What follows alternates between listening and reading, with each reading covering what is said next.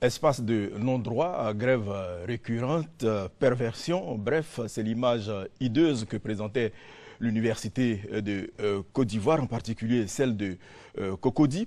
Les deux piliers de l'institution universitaire, l'enseignement et la recherche étaient en deçà des standards internationaux. La crise post-électorale viendra sonner le glas de cette université. Le gouvernement décide alors de prendre les choses en main en lançant un programme de réhabilitation avec à la clé la mise en route de plusieurs réformes. Quel bilan à mi-parcours et quels sont les défis qui attendent l'enseignement supérieur ivoirien? Les grands chantiers de l'enseignement supérieur face aux défis de l'émergence de la Côte d'Ivoire, thème de la rencontre de ce soir. Bonsoir mesdames et messieurs, bienvenue dans votre émission RTI 1 reçoit. Invité le ministre de l'Enseignement supérieur et de la Recherche scientifique, Cissé Ibrahima Bakongo, que je vous propose de découvrir dans ce portrait signé Hervé Blé. Déjà 8 ans que Ibrahima Cissé Bakongo est membre du gouvernement. Entré au gouvernement depuis décembre 2005, Ibrahima Cissé Bakongo occupe le poste de ministre de l'Enseignement supérieur et de la Recherche scientifique. Pour le ministre Ibrahima Cissé Bakongo, la journée de travail commence assez tôt. Présent au bureau avant 7 h, il attend que sonne 7h30 pour faire le tour des bureaux de ses différents collaborateurs. L'occasion pour lui, tout en s'assurant de leur présence, de maintenir des relations cordiales avec chacun. Une fois la prise de contact quotidienne effectuée avec ses collaborateurs, le ministre de l'Enseignement supérieur et de la Recherche scientifique se plonge alors dans ses dossiers. Il le fait avant d'honorer ses rendez-vous à son bureau du 20e étage de la Tour C, à la cité administrative au Plateau. Docteur en droit, Ibrahima Cissé Bakongo est titulaire d'un diplôme d'études supérieures spécialisées, de ECS, spécialité droit des affaires internationales. Il est également titulaire d'un diplôme de juriste conseil d'entreprise. Des diplômes obtenus à l'Université des sciences sociales de Toulouse 1, Arsenal. Avant son entrée au gouvernement, Ibrahima Cissé Bakongo a exercé de 1993 à 2005 comme juriste conseil d'entreprise au cabinet C2A, membre du réseau KPMG. L'invité de RTI 1 reçoit le ministre de l'Enseignement supérieur et de la Recherche scientifique, Ibrahima Cissé Bakongo, député de Koumassi, sous la bannière du RDR, est marié et père de 5 enfants. Bonsoir monsieur le ministre. Bonsoir Victorien. Alors, vous aurez tout à l'heure face à vous 3 confrères qui vont défiler. Il y a Félix Boni du quotidien L'Inter, Flora Balogueil de Radio Côte d'Ivoire et Sylvie Touré de RTI1 et puis Gabriel Zanier est au studio A pour enregistrer les questions des téléspectateurs et c'est au 22 40 12 50. L'obsolescence des infrastructures, s'il vous plaît, excusez, c'est plutôt, je suis en train de donner le deuxième lead, on n'est pas encore au deuxième chapitre. Invité le ministre Cissé Bakongo, comme on l'a dit. Alors, l'obsolescence des infrastructures et des équipements ont amené le gouvernement à se pencher sur la réhabilitation des bâtiments et des cités universitaires. Je vous propose tout de suite de suivre les précisions du chef du service de la décentralisation des universités, le docteur Nguessan Kwame. Un travail de remise à niveau des capacités d'accueil. C'est en cela que consiste la réhabilitation, c'est-à-dire réhabiliter les équipements, les infrastructures qui existaient pour leur donner leur pleine capacité d'accueil. Donc il n'y a pas eu d'augmentation de capacité d'accueil.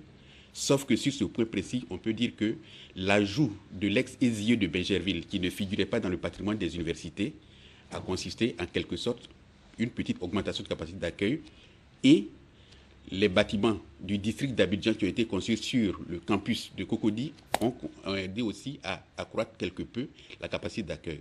Sinon, sur le plan général, il n'y a pas eu de nouvelles constructions. On a donc réhabilité les bâtiments académiques, on a réhabilité les résidences universitaires pour leur donner leur pleine capacité et les rééquiper avec du matériel nouveau en termes de mobilier équipement technique de laboratoire de TP et équipement didactique pour permettre une bonne rentrée universitaire. À Abidjan en particulier, cette réhabilitation a connu plusieurs phases parce qu'il fallait faire dans l'urgence pour ne pas perdre trop d'années universitaires. Donc dans la première phase, on n'avait pas tenu compte de toutes les résidences universitaires d'Abidjan. Ça a commencé d'abord par le campus, les résidents du campus. Après, on a ajouté toutes les résidences de Cocody. Mais actuellement, les réhabilitations n'ont pas encore touché les résidences qui sont en dehors de Cocody, c'est-à-dire Port-Boué, Vridi, 220 logements, Williamsville et Abobo. À l'intérieur, Boaké, le campus 1 a été entièrement réhabilité. Le campus 2, qui était complètement à l'abandon et qui, dans notre esprit même, ne faisait plus partie du patrimoine puisqu'il est complètement détruit, a été ressuscité au cours de ces réhabilitations. À Daloa, tous les bâtiments ont été réhabilités, y compris les résidences universitaires. À Korogo, les bâtiments ont été réhabilités, y compris les résidences qui sont au lycée Houphouët-Boigny, qui servaient de résidence pour les étudiants. Disons que sur les campus en général, les bâtiments qui étaient en construction, en souffrance depuis un moment, depuis longtemps d'ailleurs, qui n'avaient pas été achevés, ont bénéficié de ces réhabilitations, ont été achevés pour faire partie du patrimoine. Mais il n'y a pas eu, et je le répète, d'initiative nouvelle pour entreprendre une construction qui n'existait pas. Alors, monsieur le ministre, tout à l'heure, vous allez approfondir ce sujet-là, ce chapitre avec Flora Balo. Mais l'actualité récente relative à l'enseignement supérieur, c'est le retour de la violence. Et cette fois, le ministre que vous êtes a évité de justesse un lynchage à l'université Félix Houphouët-Boigny de Cocody. C'est cela le départ nouveau. La montagne a-t-elle accouché d'une souris? Mais que s'est-il passé, monsieur le ministre? Merci, Victoria. Je ne veux pas, Victoria, désespérer à travers donc cet événement malheureux du 13 mai 2013. Je ne vais pas désespérer. Je ne vais pas désespérer, je veux dire par là tout simplement que nous venons de très loin. Nous venons de très loin depuis les années 90 où notre système d'enseignement supérieur de recherche scientifique a commencé à rentrer dans un cycle de tourbillon. Malheureusement, un cycle qui ne s'est pas arrêté jusqu'à ce que la crise post-électorale sonne complètement le glas à ce système. Tout était fait pour que nous ne puissions pas reprendre le chemin des universités si tôt. Ayant fait ce que nous avons fait, malheureusement, nous ne pouvions pas tout terminer dans les meilleures conditions à temps. Nous avions espéré en tous les cas que les populations ivoiriennes, les parents d'étudiants, les étudiants, l'opinion publique de façon générale apprécieraient tout l'effort qui a été fait par le gouvernement ivoirien. Malheureusement, il reste encore un geste de violence, mais j'espère que ce qui s'est passé le 13 mai dernier va rester quelque chose d'anecdotique. Parce que depuis, les étudiants eux-mêmes ont décidé de prendre le taureau par le cornes en faisant leur mea culpa. Ensuite, en signant, nous allons certainement revenir là-dessus, une charte dite charte Alassane Salif Ndiaye contre la violence en milieu universitaire. Alors, donc je ne désespère pas. Alors, monsieur le ministre, pourquoi avez-vous pris le risque d'aller parler aux étudiants seul? Ben, écoutez, c'est ma nature. Des étudiants surexcités. Ma nature est ainsi faite. Dieu a fait chacun comme il est. Et moi, ma nature est ainsi faite. Je n'ai pas considéré qu'il y avait un danger ce jour-là, d'autant plus que j'ai l'habitude de m'adresser à ces étudiants. Nous échangeons. Nous sommes souvent ensemble. Et j'ai été surpris de la réaction. Ce n'était pas un acte de bravage, ce n'était pas un acte inconscient. Pour moi, je partais tout simplement écouter les étudiants, recenser, accompagné que j'étais avec Madame la Présidente de l'Université Félix Houphouët-Boigny, recenser leurs problèmes, leurs préoccupations de sorte à ce qu'en retournant au cabinet, nous puissions adresser chacune de ces préoccupations et apporter une réponse adéquate. Malheureusement, les choses ne sont pas passées comme j'avais prévu, mais écoutez, on ne va pas refaire l'histoire. Il y a tout de même eu des sanctions. Êtes-vous satisfait? Satisfait ou pas satisfait, pour moi, n'est pas une préoccupation particulière. Ma préoccupation, c'est que nous sommes dans un état de droit. Il faut donner force à la loi chaque fois qu'elle doit s'appliquer. Il faut éviter l'impunité, parce que c'est l'impunité qui est mère de tout le reste, hein, du désordre, des crimes, et donc que des sanctions aient été prises, qu'elles aient été suffisantes ou pas, à la limite, puisqu'elles ont été prises par les autorités compétentes, c'est elles seules qui en jugent. Alors, pour clore justement ce chapitre, je vous voudrais de ne pas vous poser cette question. Vous êtes accusé d'avoir mandaté des Louba, fussent-ils des étudiants, pour vous venger, et c'est ce qui a provoqué la violence entre groupes d'étudiants, confirmant ainsi l'image de l'homme violent qu'on vous prête. Aujourd'hui, regardez droit dans les yeux des Ivoiriens et dites votre part de vérité. Mais je voudrais dire, Victorien, que deux mercenaires envoyés par un groupe d'étudiants prétendument partisans de Cissé Bakongo ont été arrêtés, ont été jugés et sont aujourd'hui à la MACA parce qu'ils ont été condamnés à 2 ans de prison ferme. Celui qui les a mandatés est actuellement recherché. J'ai donné tout son signalement au ministre de l'Intérieur, également au premier responsable du CCDO, du Centre de commandement des opérations, le colonel Kouyaté. Pour le reste, ce n'est pas le mot violent qui me définit. Non, c'est l'image que il y a d'autres je ne sais pas, les gens vous prêtent, mais... Il y a d'autres mots qui me définissent. Je suis passionné, ça c'est vrai. Oui. Je suis volontaire, ça c'est vrai.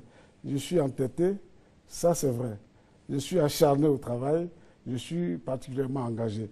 Mais violent, je ne l'ai jamais été. Bon, je laisse le soin à ceux qui m'ont dépeint ainsi, la responsabilité de leurs propos, mais l'histoire nous regarde. Merci, monsieur le ministre. Alors, Flora, le ministre de l'Enseignement supérieur est à vous. Monsieur le ministre, bonsoir. Bonsoir, Flora. On va rester un peu sur ce sujet. La FESI qu'on a connue a toujours été accusée d'être l'épicentre de la violence à l'université. La FESI qui semble-t-il est morte de sa belle mort sur les campus. Quelle est cette organisation ou qui parraine la violence? La FESI, vous dites elle est morte de sa belle mort. Je voudrais bien constater sa mort pour la célébrer, pour tout ce que la FESI a fait à notre système d'enseignement supérieur de recherche scientifique. Actuellement, les mouvements que nous avons constatés, les mouvements que nous constatons, les mouvements de violence que nous constatons, sont des mouvements dus à des organisations d'étudiants qui, disent-elles, veulent être habillés dans le manteau que la FESI portait. Parce que, selon elles, le régime actuellement en place serait donc le régime pour lequel elles se sont battues. Alors, bien évidemment, moi qui ai combattu la violence du temps où la FESI était la FESI triomphante, pour parler ainsi, je ne peux pas admettre aujourd'hui qu'une organisation cherche à mettre ses pas dans les pas de la FESI dans la violence. Donc, je suis opposé, et farouchement opposé donc, à toutes les pratiques de ces organisations. C'est pour cette raison que, de proche en proche, je l'ai dit, de rencontre en rencontre, organisée entre les différentes organisations d'étudiants, j'ai réussi à les mettre tous ensemble. De qui s'agit-il? Il y a la LIGES. La LIGES, c'est-à-dire la Ligue ivoirienne des groupements estudiantins et scolaires, composée des radicaux parmi les radicaux de la FESI qui ne se retrouvent plus ni dans la ligne, ni dans la façon donc de combattre de la FESI, qui ont décidé de créer cette organisation pour prendre le flambeau, avec exactement les mêmes insignes, avec les mêmes symboles, avec le même cri de guerre. Donc nous avons fait en sorte que cette organisation puisse rentrer aussi dans les rangs. Hier, l'organisation en question était au cabinet à la remise des conclusions du séminaire qui a eu lieu les samedis et dimanches derniers à l'hôtel Résidence Bellecote. Justement, pour parler de la charte de non-violence, Salif Ndiaye, qui a été signée par une vingtaine d'organisations syndicales. En moins d'un an, on a eu droit à 2 chartes signées. Vous êtes la tutelle et on est tenté de se demander quelle sincérité des signataires. Il n'y a pas eu en réalité 2 chartes qui ont été signées. Il y a eu une seule charte qui a été signée, qui a tout simplement été revisitée lors de ce séminaire dont je viens de parler des samedis et dimanche dernier. En fait, la charte a été signée sous l'œil vigilant, paix à son âme, du professeur Salif Ndiaye. Et malheureusement, toutes les organisations qui pouvaient être considérées comme intéressées à la signature de cette charte n'étaient pas signataires. Donc, le samedi dernier, ça a été l'occasion pour ces organisations de signer aussi la charte. Finalement, vous êtes sûr de la sincérité de ces signataires? Je suis sûr de la sincérité donc, de cette charte pour une raison simple. C'est que les étudiants eux-mêmes, assistés du conseiller du président de la République chargé des questions de jeunesse et de sport et de certains de mes collaborateurs, ont mis en place un comité ad hoc.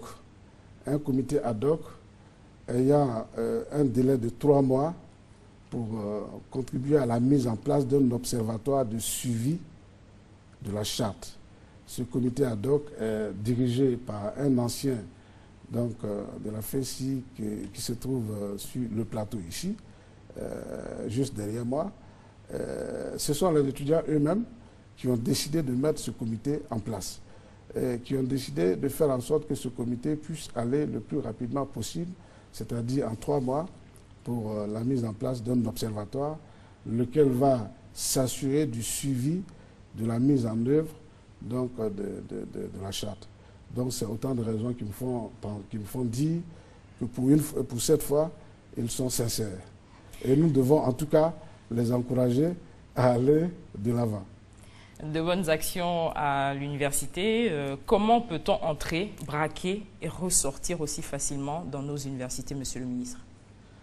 Oui, je le disais à un de vos confrères, la sécurité dans nos universités, dans nos grandes écoles, aussi bien publiques que privées, ne doit pas être regardée différemment de ce qu'est la sécurité dans l'ensemble du pays. Il y a beaucoup d'améliorations au plan national, mais il reste encore beaucoup à faire. En tout cas, à l'université, je vais dire dans les universités, les dispositions sont prises. Nous avons sans doute accusé du retard dans la mise en place de ce que nous appelons la police universitaire, c'est-à-dire qui est une police dédiée spécialement à nos universités. Le retard est dû au fait tout simplement que nous recherchions le financement donc, de cette police, ce qui a été obtenu grâce donc, à l'accord du Conseil des ministres qui a donc décidé de soutenir financièrement la mise en place donc, de cette police. Ce sera une police forte de 1530 éléments, 1530 éléments déployés sur l'ensemble donc des campus universitaires du pays. Pour le moment, nous ne sommes qu'à la phase, j'allais dire, pilote. En pareille situation, il y a toujours quelques flottements. Mais d'ici la rentrée prochaine, je crois que nous serons en vitesse de croisière. La police universitaire, d'ailleurs, comme l'ont demandé les étudiants, eux-mêmes, va se substituer à toutes les forces qui sont actuellement sur les campus. Je veux parler à Félix Faubagny, en tout cas ici, des FRC qui sont aux entrées, mais aussi des agents de sécurité en jaune qui sont aussi aux entrées. Donc la police universitaire va se substituer à toutes ces forces. Le départ nouveau, M. Cissé Ibrahima, de nos universités a été marqué par une réhabilitation sans précédent. On parle de centaines de milliards. Quel est le chiffre exact? Quel est le montant de ces réhabilitations? Le montant précis des travaux de réhabilitation, je vais être, avec votre permission, allez-y, monsieur. Je vais être assez précis. Le montant, c'est 111 milliards 905 millions. Vous nous dites comment c'est réparti? Alors, ces 111 milliards 905 millions comprennent 19 milliards pour les équipements. 19 milliards pour les équipements. Comprennent 18 milliards pour l'État de Côte d'Ivoire au titre de la TVA sur les travaux d'infrastructure et 1,8 milliard environ pour les droits de douane des équipements qui sont entrés en Côte d'Ivoire. Ces équipements, ce sont les équipements de laboratoire, ce sont les ordinateurs et tout ce que vous voulez. Donc, les 111 milliards comprennent ces deux montants. Je répète bien, 19 milliards pour les équipements, 18 milliards pour l'État au titre de la TVA et des droits de douane. Alors, le différentiel entre ces différents montants est réparti sur l'ensemble des universités de Côte d'Ivoire, c'est-à-dire l'université Félix Houphouët-Boigny, Cocody, avec ces deux annexes. Une annexe, c'est-à-dire l'ex-ESIE de Bergerville, qui a été totalement réhabilitée, pour ne pas dire ressuscitée. L'autre annexe, c'est l'IHA à Trècheville, aussi ressuscitée. C'est l'université Nangui Abrogwa, avec son antenne d'Abobo, le lycée moderne d'Abobo, ressuscité, totalement ressuscité. C'est aussi les différentes résidences, la Cité Rouge, ici à Cocody, la Cité Mermoz à Cocody, la Cité Saint-Jean à Cocody, la Cité de la Riviera 2 à Cocody. À l'intérieur du pays, c'est l'université Alassane Ouattara. Alors, le directeur de la décentralisation des universités l'a dit tout à l'heure dans votre élément, le campus 2 de cette université, nous l'avions en tout cas déclaré mort, hors service. Or, ce campus 2 a été totalement réhabilité. C'est également l'université Péliforogon Koulibaly de Korogo, c'est l'université Jean-Laurent Guédé de Daloa. C'est donc toutes les universités de Côte d'Ivoire qui ont été réhabilitées et dont les travaux de réhabilitation coûtent le montant qui constitue la différence entre 111 milliards et les parts de l'État et les parts de l'État et donc il ne s'agit pas de l'université Félix Houphouët-Boigny seul. Loin s'en faut, très loin s'en faut. Il ne s'agit pas des travaux de réhabilitation de l'université Félix Houphouët-Boigny, il s'agit des travaux de réhabilitation donc de toutes les universités. J'ai failli oublier l'ENS qui ne faisait pas partie donc, des travaux, mais qui a dû être intégré parce que réhabiliter l'université Félix Houphouët-Boigny et laisser l'ENS dans l'état où se trouvait cette école, cela, je crois, allait être une fausse note. Donc nous avons dû intégrer l'ENS également. Donc l'ENS fait partie donc, des travaux de réhabilitation. Donc plus de 111 milliards de francs CFA, mais les commodités dites de la vie courante sont très souvent absentes, notamment les toilettes, le transport, la fontaine, les commerces, le restaurant le plat à 1000 francs. Monsieur le ministre, on se demande finalement pourquoi tout cet argent décaissé. Bon, je suis chaque fois contrarié quand cette question me posée, parce que je me suis retrouvé en fait en lead dans ces travaux ou dans le suivi de ces travaux par nécessité. 2 fois par nécessité, parce que le président de la République, en m'instruisant de faire en sorte que les universités rouvrent leurs portes au 3 septembre, le délai qui m'était imparti, c'était 10 mois. Alors, est-ce que je devrais me mettre à l'abri d'un collaborateur pour attendre que les travaux finissent et venir ensuite constater qu'il n'avait pas démarré. Je n'ai pas préféré donc cette option. J'ai décidé donc d'être moi-même à la tâche. Et donc, m'étant mis à la tâche, tout s'est passé comme si j'étais devenu l'entrepreneur. Vous êtes la tutelle. Deuxième nécessité, à l'époque, les universités, en tout cas celle d'Abidjan, Félix Houphouët-Boigny et Nangui Abrugwa, n'avaient pas de président. La présidente ici présente n'était pas nommée, le président Tano Yao n'était pas nommé, il n'y avait pas de président.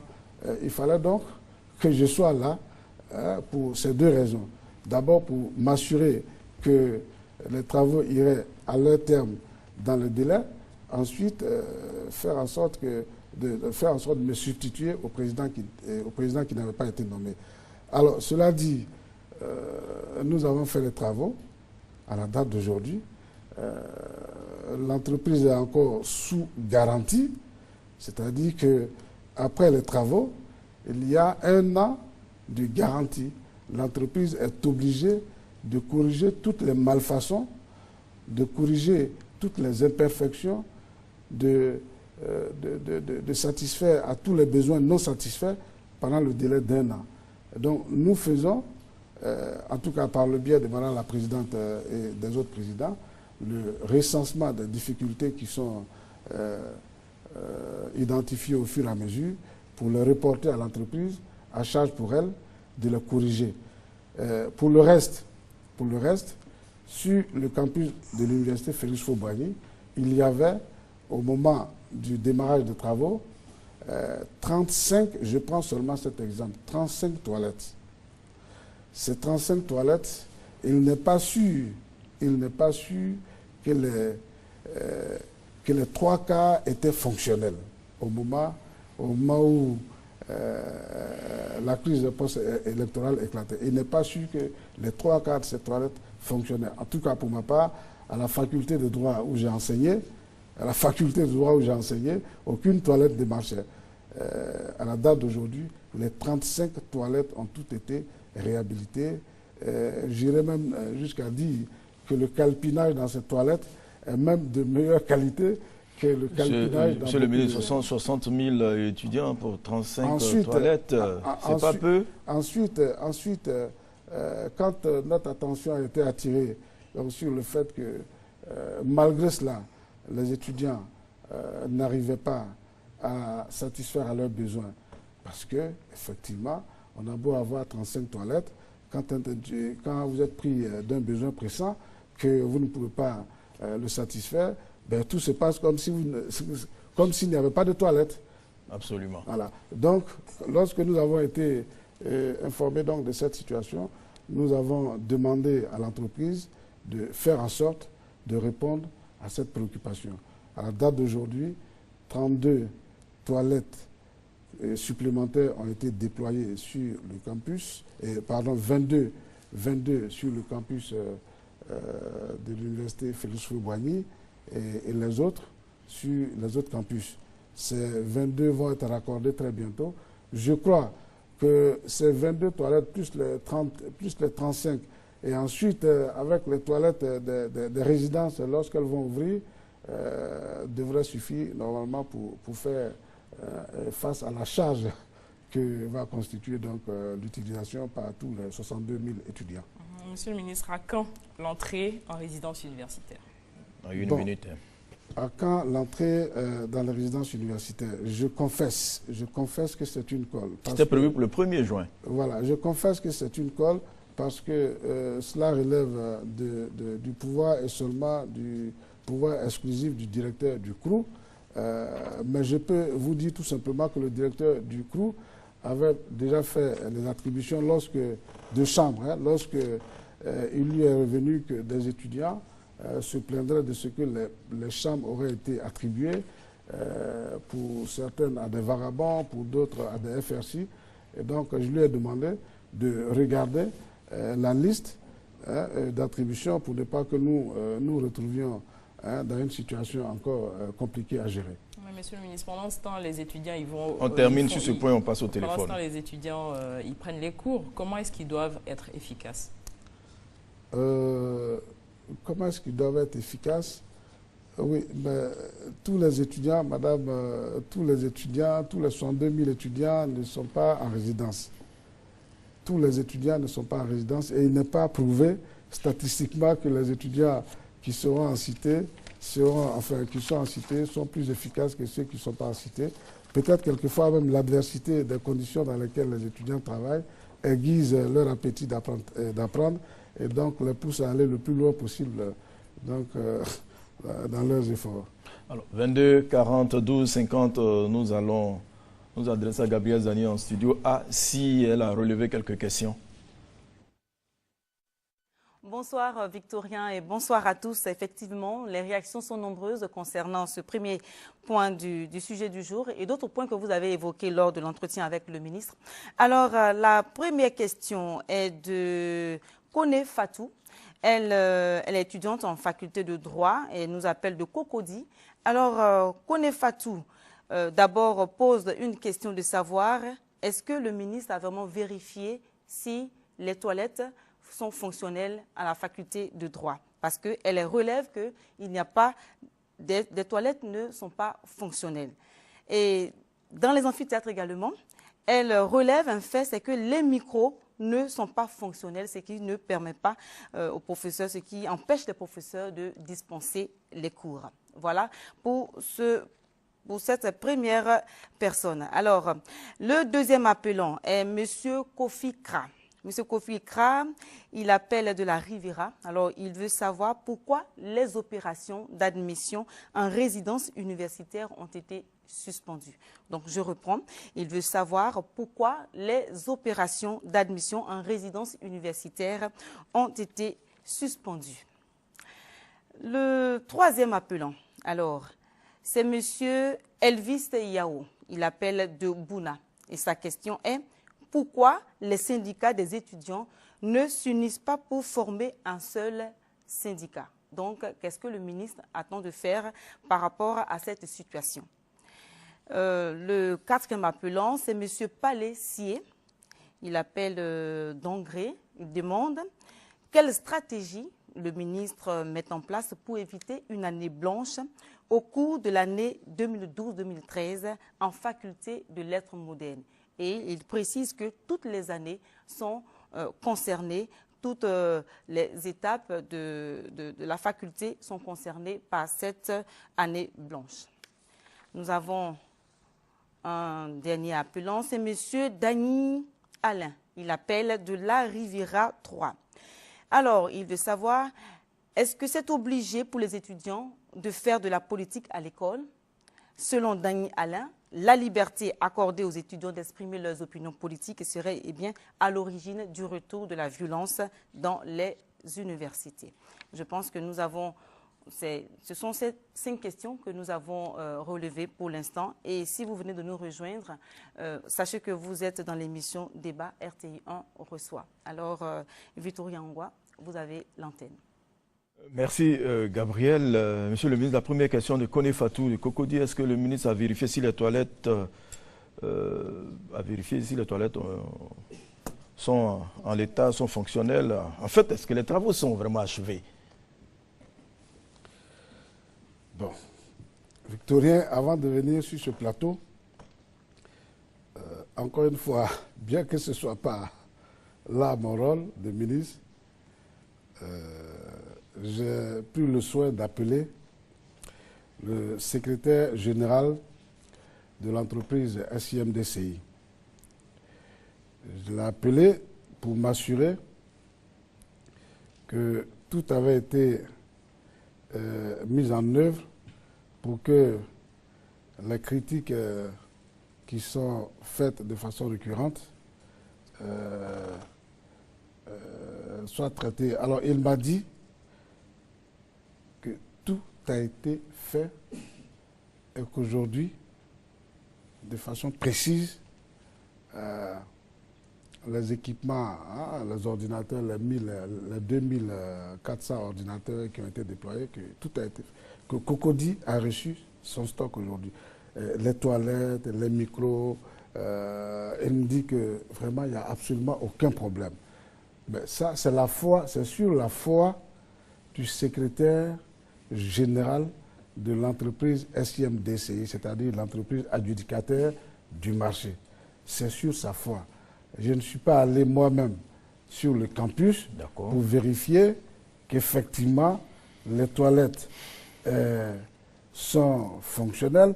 Ben, ce que j'ai pu vous dire, c'est que au moment de la réception provisoire des travaux, puisque je me suis quand même assuré avant de quitter le lieu et laisser la place à la présidence donc de faire son travail, j'ai vu qu'il y a à la faculté de droit, il y a des toilettes. Bon, si les toilettes sont fermées, je ne sais pas pourquoi elles sont fermées. Si les toilettes sont fermées, je ne sais pas pourquoi elles sont fermées. Et avec des salles de classe dépourvues de tables-bancs, ça aussi, le secrétaire général de l'entreprise vous a rassuré que dans les jours à venir, on peut avoir des tables-bancs. Vous auriez pu faire un élément cet après-midi même, hein, dans les salles qui étaient vides. Nous vous croyons. Non, mais moi, j'étais au CERCOM le samedi. Ils ont eu une salle de TD. Non, ça c'est... Pratiquement pas de... Non, ça c'est de la préhistoire. Voilà, hein, le samedi, j'y étais. Oui, si, c'est ce que je vous dis. D'accord. Donc, vous nous rassurez qu'à ce niveau, tout est réglé. Ils ont travaillé du samedi, ils ont travaillé samedi, ils ont travaillé dimanche. Nous irons voir... vous pouvez passer, peut-être même la nuit, là, vous pouvez aller faire un peu. Monsieur le ministre. Voilà, alors, Yakofika, pourquoi les opérations en cité universitaire ont été suspendues, les opérations d'admission en cité universitaire? C'est cela, je crois que vous aviez tenté de répondre tout à l'heure. À cette question. Oui, les syndicats. Les syndicats, pourquoi ne pas en créer un seul? Alors, je crois que Elvis Yao ferait beaucoup plaisir à Madame la présidente de l'université Félix Houphouët-Boigny ici, qui est engagée donc dans un processus d'unification, en tout cas, de toutes les organisations syndicales qui sont sur le campus de l'université Félix Houphouët-Boigny. Bon, c'est une option, hein, c'est une option. D'ailleurs, l'utilisation du terme syndicat ne me paraît pas appropriée concernant les étudiants. Il s'agit d'organisations, enfin, d'associations d'étudiants, pas de syndicats d'étudiants. Bon, c'est un abus de langage qui nous fait dire chaque fois des syndicats. Donc, je suis d'avis avec Elvis Yao, qui serait certainement plus efficace à tout point de vue, aussi bien du point de vue des étudiants que du point de vue de l'administration, qu'il y ait une seule organisation, que l'administration n'ait qu'un seul interlocuteur et que tous les étudiants puissent se reconnaître en une seule organisation. Peut-être que cela serait plus facile pour eux pour faire aboutir leurs revendications. Quelle stratégie pour éviter une année blanche? Une année blanche, oui. Alors, c'est seulement maintenant que je suis informé qu'une année blanche se profile à l'horizon. Mais ce que je peux dire, c'est que dans le système que nous avons mis en place, il n'y a pas, sans jeu de mots, de place pour les années blanches. Le système LFD, il n'y a pas de place pour les années blanches. Donc, au sortir de cette émission, je verrai avec les autorités des différentes universités, université par université, je verrai avec elles comment la situation évolue. Pour ce que je sais, c'est qu'à Nangui-Abougoua, les choses évoluent bien. À Alassane Ouattara, les choses évoluent également bien. À Félix Houphouët-Boigny, ici, je n'avais pas donc de soucis particuliers, sauf maintenant que mon attention est attirée sur ce spectre d'une année blanche. Donc je vais prendre attache avec les autorités. Il y a une dernière question, je crois, Alain Dagnès. Pourquoi la politique à l'école? Oui, pourquoi la politique à l'école? En principe, la politique n'a pas sa place à l'école. La politique doit se faire hors des amphis, hors des salles de classe, hors des salles de TD, de TP. Bon, est-ce que nous devons ouvrir ce débat ici? Je crois que non, mais en tous les cas, ce que vous devez savoir, c'est que le management qui est en train d'être mis en place dans nos différentes structures d'enseignement supérieur et de recherche scientifique va à terme vaincre donc la politique à l'école. Parce que les présidents des universités, les directeurs des grandes écoles devront prendre à main leurs universités et leurs écoles. Prendre en main leurs universités et leurs écoles, c'est faire en sorte que les enseignants fassent plutôt des enseignements, donnent plutôt des enseignements que des meetings dans les amphis et dans les classes. Parce que chacun sera noté en fonction donc, de ses performances, pas politiques mais académiques. Voilà. Donc nous espérons tout simplement qu'avec le nouveau management qui est en train de se mettre en place, nous allons vaincre la politique à l'école. Je ne crois pas qu'à Yamoussoukro, à l'INPHB de Yamoussoukro, qu'on fasse de la politique là-bas. En tout cas, pas avec la nouvelle direction que je voudrais saluer au passage. D'accord. Merci, Monsieur le ministre, pour ce chapitre. Merci, Flora. Gouvernance des universités et grandes écoles, réforme pédagogique et académique. Le directeur de cabinet du ministre de l'Enseignement supérieur et de la Recherche scientifique en parle, à retenir les préoccupations de certains acteurs avec Brouléon. Des frais d'inscription de 6 000 francs à 100 000 francs CFA, identification des étudiants pour une meilleure maîtrise des effectifs, réhabilitation des universités et autres infrastructures sociales et sportives. À ces réformes pour remettre à niveau le système de l'enseignement supérieur et de la recherche scientifique s'ajoute la gouvernance des universités qui fixe le mode de désignation et de gestion des dirigeants d'établissement. Il a été prévu de nommer des responsables d'institutions sur la base d'un projet qu'ils présenteraient et de leur vision qu'ils auraient pour ces établissements. Alors le ministère de l'Enseignement supérieur a établi une note de cadrage et sur la base de cette note de cadrage, les différents responsables doivent établir donc des plans stratégiques de développement de l'institution. Et donc le plan stratégique, c'est la boussole qui permet donc de définir d'abord la vision générale, mais également des objectifs précis avec des indicateurs de performance sur la base desquels pourront être évalués les résultats obtenus par ces dirigeants. L'introduction des TIC, technologies de l'information et de la communication pour les enseignements à distance et le suivi du cursus des étudiants, ainsi que le système LMD, licence, master, doctorat, sont autant d'autres réformes, mais que de difficultés dans leur mise en œuvre. Jusqu'à ce jour, les étudiants d'Abidjan sont plus portés à faire des photocopies des livres, qu'à acheter des livres, qu'à lire des livres, qu'à travailler de façon personnelle. Alors que le LMD a une part importante qui repose sur le travail personnel. Le système LMD est un système totalement fondé sur ce qu'on appelle aujourd'hui les nouvelles technologies de l'information. Est-ce que les collègues que nous sommes, nous maîtrisons les outils informatiques pour pouvoir mieux intégrer ce système? Même si nous le maîtrisions, est-ce qu'il y a suffisamment de ces sortes de moyens pour que nous puissions aller de l'avant? Insuffisance d'équipements et d'infrastructures. Face à ces mots qui minent encore le système universitaire ivoirien, que valent les réformes engagées pour, dit-on, un départ nouveau?